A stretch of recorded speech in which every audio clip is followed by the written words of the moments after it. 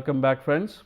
Now that we have looked at different types of urban transportation systems throughout this class, we are entering into the last segment of this class, where we are going to discuss about multimodal transportation, and which is a key element of the sustainability in urban transportation. As such, in this first class, what we are going to look at are the different multimodal transportation planning concepts. What are the key considerations for multimodal transportation? Give you some examples of multimodal transportation systems in India, and look at how do you assess them with respect to public transportation. Right, we have to assess what is multimodal, if your multimodal system is working good or not. So, what is multimodal transportation planning? Right, we already always have different modes in our urban transportation system. Right, we have buses, we have metros, we have commuter rail, we have auto rickshaws. So, there are a multitude of modes. So, what is the meaning of multimodal transportation, and why that has to be dealt with differently or separately from individual urban transportation modes. So, if you look back into the history of urban transportation, what we have been trying to do for many decades now is to concentrate our efforts in developing tools that enable the movement of vehicles in our urban transportation system. Right, after the advent of the automobile, it became the dominant mode of transport in many of our urban areas around the world, even in India. So, then we started to solve the problem of the automobile. Right, how to manage it better, how to forecast it better. If by better forecasting, we may provide the facilities for it in a better manner. So, if you look at the traditional four-step planning process, which is trip generation, trip distribution, mode choice, and assignment, all of that is focused towards four-wheeler, towards your private car. Right, it is not even focused much towards motorized public transportation, and it is definitely not geared towards non-motorized transportation like bicycle or pedestrians. So, we have been historically been looking at urban transportation purely from the prism of four-wheeler transportation, four-wheeler motorized transportation, and automobile transportation essentially, and all our land uses are also geared towards that kind of a system. Right, we want to have a wide enough road even in our neighborhood, so that we can accommodate our car getting into our neighborhood. Right, we do not like narrow streets, because then how can I access my car, where should I park my car? So, even our land uses, even our transportation network, everything is geared towards a private automobile, especially the four-wheeler, not even the two-wheeler. So, this has been the conventional way of urban transportation planning. But what multimodal transportation planning does is, it not only looks at your single occupancy cars, right, but it looks at all the other modes available to you in your urban area and tries to integrate them. Right, multimodal transportation in one way is to plan for various modes, which include walking, cycling, automobile, public transit, and connections among these modes. This whole concept arose because more and more urban transport professionals saw that despite there being a good public transportation network in a city, people were not using that public transportation system at all. So, then they at all meaning their ride share was way below the mode share of private cars. So, what they started to then research is that maybe there is not enough access to these public transportation systems. So, the minute you talk about access now, different modes becomes becomes of higher priority. They become more important. Different types of modes. Now, for access, pedestrian modes is very important. For access, bicycle modes are very important, right? So there came the need for integrating these different modes. So even when you are talking about single occupancy cars, you need to park them somewhere and then access your final destination, maybe, right? Not every time you will find parking right at your destination.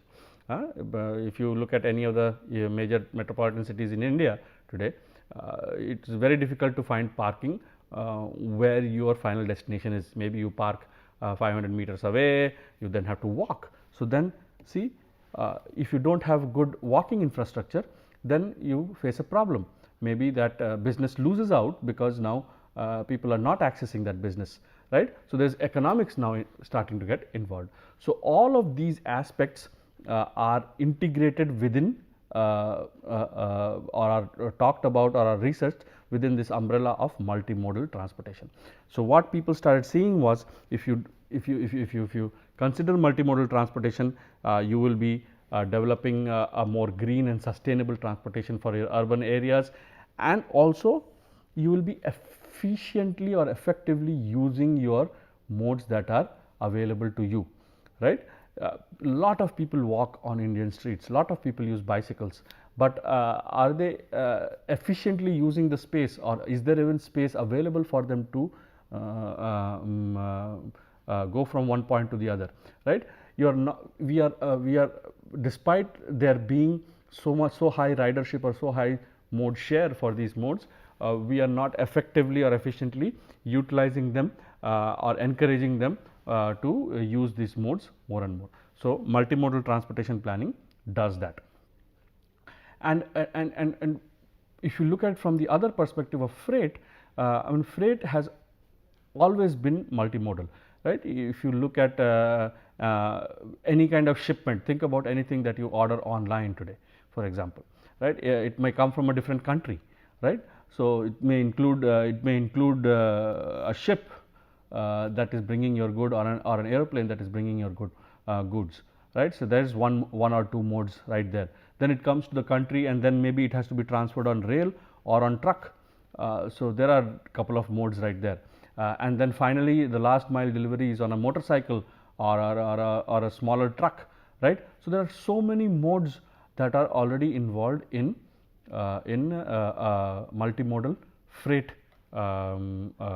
shipment. So freight has always been multimodal, but passenger has never been multimodal. So a lot of the multimodal concepts in passenger transport are being developed keeping in mind this value chain or this supply chain or logistics of freight, right? Because freight values time a whole lot. If you, especially if you are ordering some goods that are perishable goods, which have to be reached very quickly to the destination, then time becomes money. So this concept of time becoming money is what is the essence of even urban passenger multimodal transportation, where you say that if you integrate these modes, people maybe will reach or will access their destinations quicker, rather than if you not integrate them and allow them to run parallelly and do their own thing, right? So that is the entire concept of multimodal transportation. Again, these are what we have already looked at. Accessibility and efficiency are the two words that are associated with multimodal transportation. We are no longer wanting to only provide mobility, right?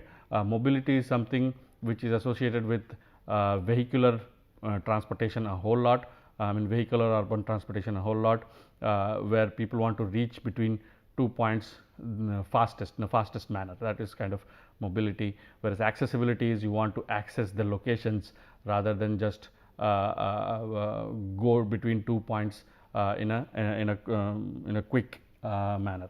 So we are more and more looking at accessibility now. Transfer points are becoming crucial, right? We've looked at, when you're looking at station design in the previous lectures of this class, one of those stations could be transit stations where multiple modes are involved, right? Terminal stations, modal transfers becoming very important in multimodal transportation. The different components, like we have already looked at, our demand, everything is coming from a demand and supply chain management kind of a point of view, where time is money. So, all of the modes have to be integrated in a good fashion, in an efficient manner, so that people can move from one point to other very quickly. There has to be a lot of ICT devices that are integrated, or that is providing information to the end user, right. If you don't integrate these different systems or different supply chains together and don't provide that information, like for example, many a times we get annoyed when we see that we have shipment received till point A information, but after that a system is not updating and we don't know whether our letter or whatever we have sent has actually reached the destination or not. So, that is called integrating information systems. Also, information systems have to be integrated across different supply chains, and of course, there has to be now lot of inter-organizational coordination, right. Now that we are talking about integration, so this organization was now operating on its own, the other organization was operating on its own, but now they have to be integrated, or there has to be a link there. So, those are essentially the main components. This is an example of how land use and transportation integration can be achieved through multimodal transportation. Traditionally, if you know the 4-step model, we always assume a land use plan and then give our solutions for traffic based on that assumption, right. So, we are not really integrating the land use we are not really integrating the transportation into the land use. We are just taking the land use as a given and then bringing in the solutions of transportation. It has to be when we now look at the new means of integrating land use and transportation from the point of view of multimodal transportation, what we see is that we have to coordinate much more. We have to coordinate much more between land use and transportation, and we have to see that they are dynamically related, right. You cannot assume a land use and then try to impose a transportation solution on it, neither can you assume a network and then have a land use plan developed on it. It has to be developed parallelly, it has to be developed synchronously, so that access is provided to everybody, right. So, that multimodal transportation can be improved. Like we said, if you look at accessibility and mobility, like we said, we are now shifting away a little bit from mobility and moving more towards accessibility. So, you see that aeroplane provides the highest mobility, right. It can take people from point A to point B the fastest, right. That was always what mobility always meant. But when you look at urban transportation, for example, in urban transport, this is more inter-urban transportation, but if you start looking at urban transportation mode, car provided the maximum mobility. It took people very quickly between each other. However, bus and subway, bus provides the least mobility and subway provided the kind of intermediate mobility. But now we are looking at it from the point of view of accessibility as well. See, in our if we don't change the land use, if we don't make a system multimodal, we would still be believing that car is the one that provides the highest accessibility as well. So, for example, if you provide parking at every location, at every destination, then well, you can use your car and access that destination perfectly fine. But you know that providing parking at CBD especially is very difficult, right. You cannot ever, so the land use has to be then changed and said that no, we cannot provide a land use of parking, we have to use that for other means. So, parking has to be farther away, and if parking has to be farther away, then car starts losing out on its accessibility. Car starts saying that no, we are no longer very accessible, we cannot provide so much accessibility now, because the land use is more multimodal in nature, or the land use supports more multimodal nature of transportation and not just car oriented neighborhood. right. So, that is the difference between a car and a kind of bus and subway when it comes to mobility versus accessibility. Also, if you look at from different types of roads, arterials usually provide higher mobility because they provide fast speed, they have fewer access points and multiple lanes and so on and so forth, whereas local roads, they provide a high degree of accessibility, but their mobility is very low because they are narrow streets, you cannot go faster, but narrow streets can go into any location and provide access to that location, right. So, that is the difference between accessibility and mobility, and multimodal transportation supports accessibility by not compromising on mobility as well, right. It does not compromise on mobility, but it brings accessibility into the forefront. It says that first you have to be accessible, then you could be providing mobility in the same fashion. This is just an institutional framework example where you have to, like we said, there are different organizations now and all of them have to be integrated. We will look at one example right here where if you take the integrated multimodal public transportation network for the National Capital Region of Delhi, what you will see is that Delhi is trying to develop a multimodal system where it has integrated smart cards which can be used on Delhi Metro and also on their metro buses, right. So, now you do not have to pay different fares when you are getting on a bus versus when you are getting on the metro, and what that makes your life easier and it makes it more seamless, your travel becomes more seamless, and now maybe you will be encouraged to use public transportation a whole lot. Whereas, previously maybe you had metro, but then you did not have the feeder bus at the end, and so you had to walk almost 1 kilometer to reach your destination, and that was not appealing to you. So, you said that, well, I have my two-wheeler, I will just take my two-wheeler and go to my destination and forget about using the metro. But now what Delhi Metro has done is it has developed this integrated smart cards. Now, you do not even, and has developed the feeder network, of course. So, what it now allows you to do is you get off at your destination metro station, but there will be a bus that you can access from there and go to your final destination with just that one smart card. You do not even have to pay twice, or you just have to tap that smart card twice maybe to pay for your entire journey. So, that is the kind of multimodal transportation, integrated urban transportation that we are trying to teach you through this course. We have taught you the individual elements of it. Now, we are trying to give you a picture of combining these various elements together in this last module. The other example is the Kashi intermodal station, which is in Varanasi, just outside Varanasi, where they have a existing railway station with the which is under the Indian Railways, but what they are now trying to convert that existing railway station into a proposed railway station, interstate bus terminus, as well as an inland waterway terminal. So, it is right on the banks of the river Ganga. So, what they are trying to do, convert that into is a intermodal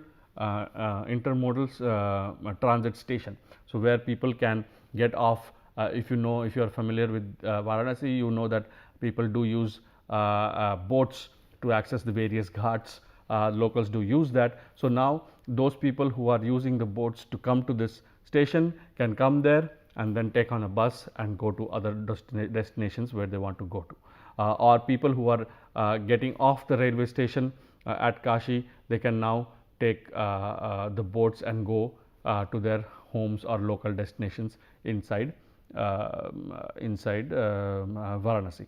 So, what this is allowing you to do is now this is allowing you to develop one nodal point with a lot of integration between bus, rail and water modes, and by doing so it is encouraging the people to use public transportation modes, and it is on the other hand discouraging people from using your private modes, right. So, otherwise what you would have done is, if you would have gotten off at the Kashi station, you would have asked somebody to come and pick you up, and most likely that person would have come in their own car or rented a car, or and that car would have added to congestion on the roads and all that stuff. So, now you have easy access to maybe the boat, a ferry system. You get on the ferry and just go to your local destination where you want to go, or you have public transportation in the form of buses, and the bus can take you. So, that is an intermodal, again intermodal terminal. Those kind of terminals are very, very essential in a multimodal transportation network. Otherwise, you would not have this connection between these different modes. Right. So, now when you look at it from the point of view of your daily commute and public transportation, how say for example, you are at your home, you take an auto to go to your nearest bus stop or your metro station, then you get on the and then your bus takes you to your final destination, and then you walk from there to your work destination, right. This is usually what most likely many of us do.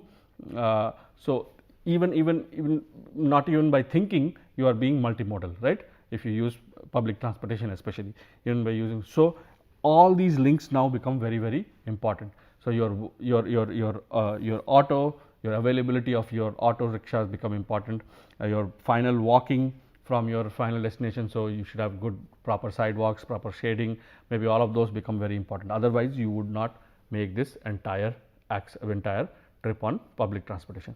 So, now that you understand these multimodal transportation systems, you also have to evaluate how well they are working, right. Should I make my trip multimodal, or should I just make it unimodal, or just take my private car or private two-wheeler and access my destination? What should you choose? So, in order to choose between them, you have to have certain metrics that you can follow in your mind and say that, okay, if this metric is larger or if this metric is smaller, I will use this, I will make this choice versus that choice. So, there are some measurement indices that quickly allows you to do so. Say the travel time ratio is the travel time by public transport divided by travel time by car. So, for example, if the ratio is larger, meaning the travel time by public transport is too high between two destination, between the origin and destination, then the less competitive is the public transport, then more likely you are likely to use your own car, right, because car provides the quickest time, because that is how traditionally our streets have been designed to reduce the travel time on car, right. So, car provides the quickest travel time, but the public transportation time should not be so high. Should, say for example, it fluctuates between 1 to 5. So, it should not be that the public transportation time is, say for example, 3 times as the time taken on car, right. If it becomes 3 times, so car I can reach my destination in 15 minutes, whereas it will take me 45 minutes if I take public transportation, then the public transportation system is inefficient, then you cannot have a good multimodal system in your city. So, that is one metrics that allows you to quickly check how good is your multimodal transportation network in your city. Similarly, there is another metric, another level of service metric, which tells you that the out of vehicle travel time by divided by the in vehicle travel time has to be as low as possible, because the larger the ratio, the less attractive is public transportation. Out of vehicle travel time, you must be familiar with it by now, is the time that it takes you to access any of the stations, any of the nodes, whereas in vehicle travel time is while you are on the public transportation route and you are traveling on it. So, it should not, the access time should not be too high when compared to the actual travel time on the transit line, then your level of service drops and public transportation becomes less attractive. Similarly, these are some 3 other ratios which are easy to understand, you can follow through them. And if we quickly look at one problem which allows us to determine how good these matrices are in your city, determine the TTR, the level of service, and IR for a metro system between between the origin destination pair, whose riders had to follow had the following average travel times. The commuter undergoes multiple access and egress travel in order to use the metro system. Also comment on the performance of the public transportation system. So, for example, your access time to the metro stop is 10 minutes. Once you get off the metro stop, you have to your egress time is 14 minutes. Your transfer time, there is a transfer time involved. So, maybe you are changing lines, you are changing 2 lines in a metro station. The transfer time is a minute and a half. Your waiting time at the transfer point is about 5 minutes. Your in vehicle travel time, so as you travel on the metro, is 20 minutes, and all of this versus your journey taken by car. If you took the same journey by car, it would take you just 30 minutes. Now, if this is your real life scenario, would you choose to ride the metro or not? That is what the decision you are going to make. So, if you just calculate each of these matrices, you will see that the travel time ratio is 1.46. So, the travel time taken by public transportation divided by travel time taken by car is 1.46. So, what does that tell you? The public transportation seems to be competing with the car mode. So, it seems to be, although it is higher, remember it fluctuates between 1 to 5 and it is only 1.46. So, we can never expect it to be same. I mean, if it is same as the public transportation as the car mode, then it's the most attractive, or if it is in less than the car mode, then you are in multimodal heaven almost, and that is a very good system. But even if it is only 1.46, so it is not very bad. It is still competing. It is trying to compete with the car for your choice, right? It is not a bad mode.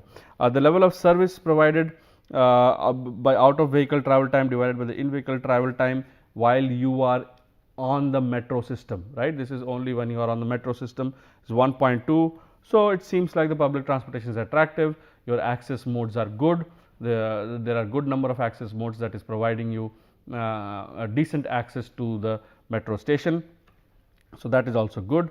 And then finally, the interconnectivity ratio, which is the access plus egress time divided by the total travel time, is 0.55. So, what that tells you is access plus egress time is greater than 50% of the travel time. This suggests that the connectivity to the PT may require some improvement. That means it is taking some more, it is taking a lot of time. 50% of the time is going only towards accessing or egressing your metro system, right. So, maybe your access and egress, maybe you are walking now, maybe there is a need for a public bicycle sharing system, for example, that will reduce your access plus egress time versus your total travel time. So, that is what this ratio is telling you. So, now you know where your system, where your multimodal system in your urban area stands. Now, once you know where it stands, now you can make appropriate improvements to your public transportation system, to your land use, to different things that will allow to make that would allow the public transportation system to be more attractive, and that would attract more people taking the public transportation system. So, this is an example by which you can quickly measure. This is a very simple ratios that allows you to measure how good your multimodal transportation system in your city is. That brings us to the end of this lecture. Provided here are the references which we have used for developing this system, for developing this last segment. So, please download all of these resources. They are free for download, and read through them for getting a better understanding of these lectures. So, in conclusion, what we started looking at today is the concept of multimodal transportation planning, where we said that it follows the green transport hierarchy. If you remember the triangle that we looked at, the multimodal system is much sustainable mode, is a much more sustainable mode of transportation compared to individual cars. So, we have to be, our urban areas have to be more multimodal in nature. We looked at the different considerations of multimodal transport. We looked at access and egress time to public transportation, which is a very good example of how your everyday travel is actually multimodal, even without you recognizing it to be. And then we looked at some of the performance metrics or the measures that can give you an understanding of how good your current multimodal transport system in your city is. Thank you very much for your attention.